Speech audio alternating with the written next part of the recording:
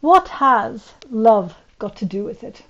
Or self-love, as in what I'm going to talk about here today.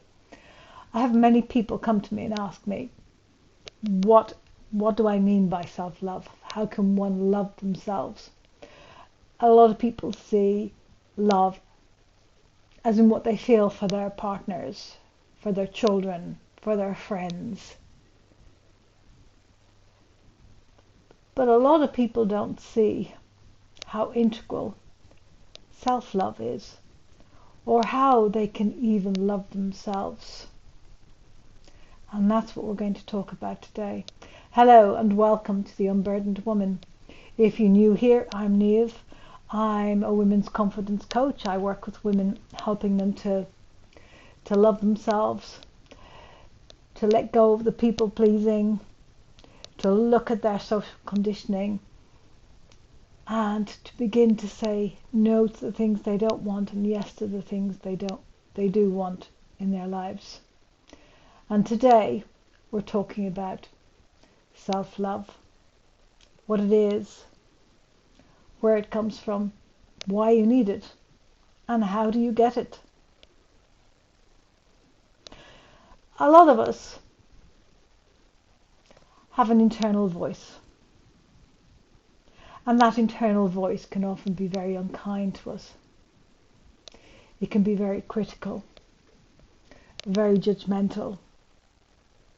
Instead of boosting us and cheering us on, it pulls us down. It tells us things like we're lazy, or we're stupid, or anybody else can do that, why can't you?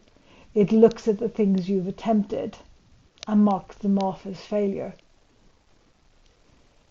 Even though to others in the outside world, the others looking in and looking at you, they see you not as a failure but as a huge success. I have come across this many times in my life, where I've had people say to me, "Oh, you're so lucky. Oh, you just do so well. You just seem to know how to do everything." The truth is I don't. The truth is I have tried and tried and tried, and failed and failed and failed, but each time I get up and I go again. But what I have learned to do is to love myself enough to do that, to give myself that grace, to reframe that failure not as failure, but as experience, as experiment, to quieten down that inner voice, that critic that would deem me a complete failure in life if I allowed it to.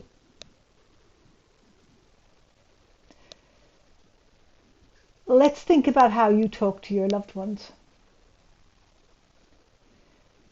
When your children were toddlers, and maybe they are toddlers, or they're beginning to learn to walk or talk or explore the world around them, you don't berate a child every time it falls down when it's learning to walk. You cheer it on. You clap. You applaud. "Wow, that was 3 steps today. Wow, you're really getting this, aren't you?" Yeah? Maybe you even make notes in those little books you get about the babies, about how many steps they've done each day. You make notes of their new words. When their father gets, or mother, whoever's working, gets in from work in the evening, "Oh, he said Dada today," or "he said Mama today," or "he pointed at the milk and went, milk." We celebrate our children's achievements, no matter how small. And they keep going, they keep learning. But at some point, those celebrations turn to criticism, because we didn't do something quite the way our parents wanted us to, or something. And it might only have been once. It might have been some remark a teacher made to you in school. But somehow, somewhere, your subconscious has latched onto that, and it's decided to bring that up every time something doesn't go quite the way you wanted to or expected it to. And it becomes your inner mantra. And you beat yourself up. And you tell yourself how useless you are. You tell yourself you'll never be a success. You'll tell yourself you'll never have what you want in life. That's not a loving voice. It's not a kind voice. That's not showing yourself love. And you do love yourself. I know you do. And somewhere deep down, you know you do. Because if you didn't, you wouldn't keep going. You wouldn't get up every morning and do the things that you do. You wouldn't keep trying to go to the gym or trying those new diets or doing the things that you do for you. Whether if you're eating well now, if you're sleeping well, if you've made those changes for you, you've done it because there's love there inside for you somewhere. You're just not seeing it at the moment because that inner critic is too loud, too noisy, and you're allowing it to rule the roost. And your love for yourself comes through when you start to speak to yourself more kindly, when you can be compassionate with yourself, when you can see your failures not as failures, but things that you tried, times that you fell down and you got up again, because that's all they are. Because life is an experiment. None of us came here with an instruction book that gave us the steps. Take piece A, take screw D, fit piece A to piece B using screw D. We didn't come with that instruction booklet. We're not an IKEA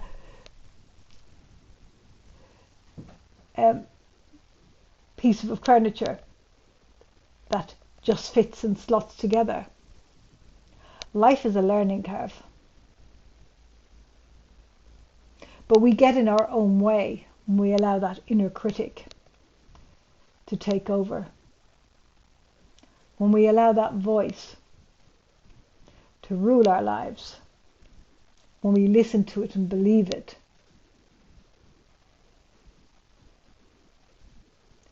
We were born loving ourselves. We didn't know any different. And a baby can stare at themselves for hours in the mirror, in wonder and awe.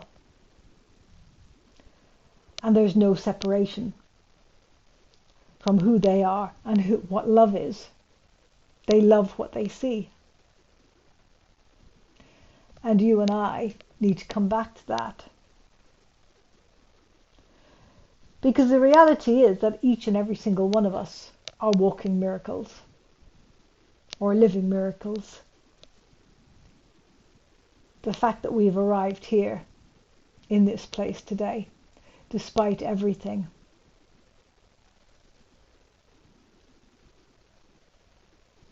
So how can you turn this around? What do you need to say to yourself?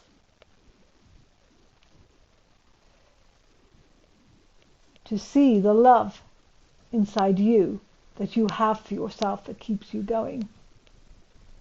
How do you tune out that inner critic? By noticing it first of all. And it's insidious. It's been with you for a long, long time. And it kind of becomes part of who you are and part of your internal chatter. And you don't notice it. It's just there in the background, running that little track. And you become so used to it that sometimes we don't even question it. So I'm inviting you today to start questioning it. The next time you try something or something doesn't go your way and that little voice pops up, Ask, is it really true? Am I really a loser? Am I really useless? Did I really fail at this? Because so often, when we perceive ourselves to have failed, it's our first time trying something. Your first time doing something. The first time you stood up and tried to take a step, probably landed on your backside. The first word you said, or tried to say, probably came out as complete gobbledygook. And nobody complained. Everybody thought you were wonderful. You thought you were wonderful. So why is it as adults that we expect immediate and instant success and call ourselves failures if that doesn't happen? It's because we've replaced our self-love with that critical voice. And we didn't do it consciously. Because if we had, we'd have known and we'd have seen what we were doing. But we can, once we become aware of it, once we know it's there and we know what's happening, we can choose to change it. We can choose to see ourselves differently. We can look at something that we've tried and we can look for the good in it. We can look for the things that actually did go well. Or we can just look at the courage it took to actually step out and do that new thing. Even if it didn't go well. Everything you try that's new to you takes courage. It takes resilience to keep trying new things. And most of us every day do some little new thing. And we're not even aware of it. We just consider it part of life. But you may have had to go take a different route to work, if you know the word, roadworks or something. You may have gone into a new shop or spoken to a new person today. And we just take those things for granted and we don't analyze them. But when we look at those things that we're doing every day, the things we kind of take for granted but are new to us, we can see that we do have courage, we do have resilience, we do have love for ourselves, that love that keeps us going, and that we can live from that place of love if we can quieten down that inner critic, the inner judgment.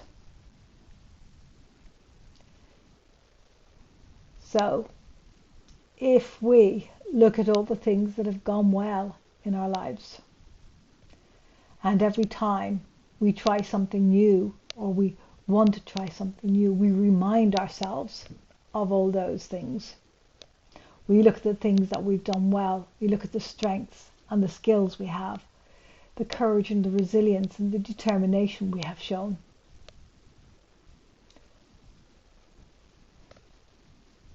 Then we are coming from a place of love. Because beating yourself up with a big stick isn't going to make you any more successful. Telling yourself that you're useless, that you'll never achieve what it is you want to achieve, isn't going to help you achieve it. Coming from a place of love doesn't mean you're actually going to achieve it either. But it makes the outcome feel far less harsh if what you expected doesn't happen. Because you're coming at it from a place of doing it for yourself because you love yourself. You're doing this because you want to grow and expand as a person. You want to learn new things. And when you come at it from a place of loving yourself and doing it for you, out of pure love for you, then failure doesn't seem quite so bad. So what can you turn today from criticism to love for yourself?